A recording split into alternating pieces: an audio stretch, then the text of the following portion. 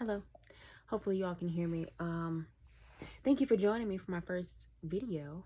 I was compelled to make this video just because I had been seeing a video on TikTok. Hadn't seen it recently, but there's this woman posing this question to a lot of the women on TikTok, asking them, what did they learn from their mother about relationships? And follow me for my, thought process, thought evolution, if you will. It made me wonder, because a lot of the women that responded to the TikTok video were saying nothing. And they were giving examples of what they did not learn from their mother about relationships. And it made me think, because I actually did learn from my mother about relationships. I learned that men were unreliable, that men were good for one or two things, that you would often be disappointed. And as much as I love my parents because they were great parents, they were not the best example for relationships. So that got me to thinking, like, oh, okay, because yeah, she was the example for showing me how to manipulate and how to, get over and get the things that you want and things of that nature.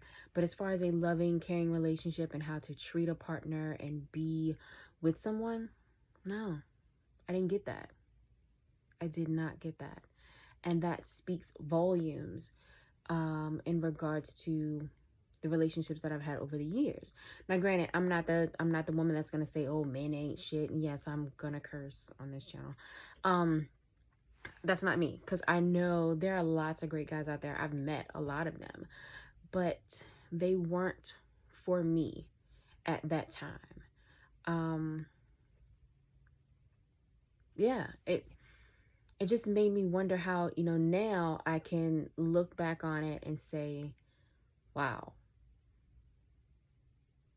that experience and what I learned from those examples, excuse me, is why I function the way that I do now in relationships, and why there's been a lack thereof.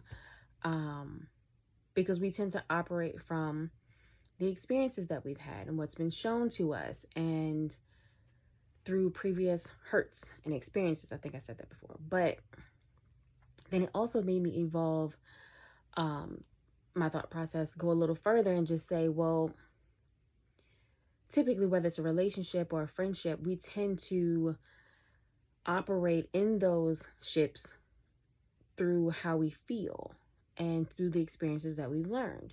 So 9 times out of 10, we're typically operating from a place of hurt. Yeah. Lots of times we're operating from a place of hurt. And if we could just realize and just sit down and say, hey, how did I get to this point? Or why am I making these choices? Or why am I having these reactions? Or, acknowledging your triggers and things of that nature. Now, mind you, it takes some time to get there, to be able to acknowledge those things. But at some point, you have to be able to look at yourself and realize that you are the common denominator. Like, you just have to. You cannot be oblivious. I know some people try to stay in that space because they don't want to be held accountable. But then that also made me think a little further. It was like, well, what if we all were able to realize this and do the work to fix it, so that we aren't operating from a place of hurt? So when we interact with each other, we're not, being triggered. We're not, allowing that 8-year-old self or 12-year-old self, speak for us. And we aren't so quick to operate from a place of ego.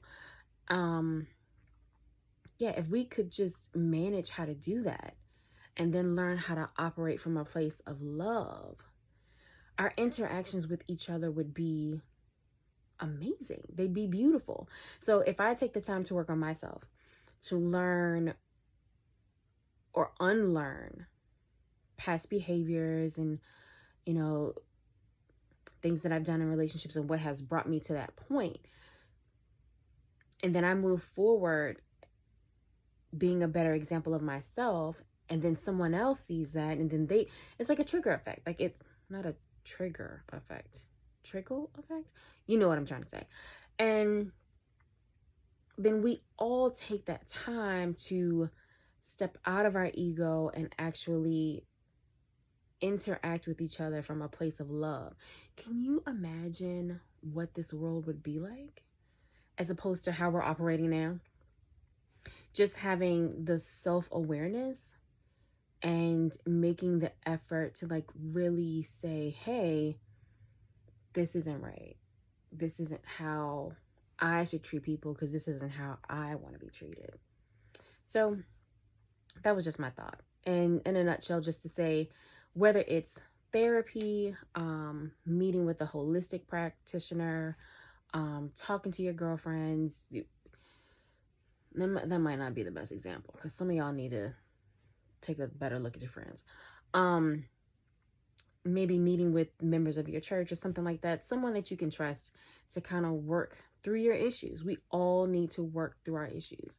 So it's 2022. Let's start being more accountable for ourselves and making better choices and choosing to operate from a place of love when we're interacting with each other.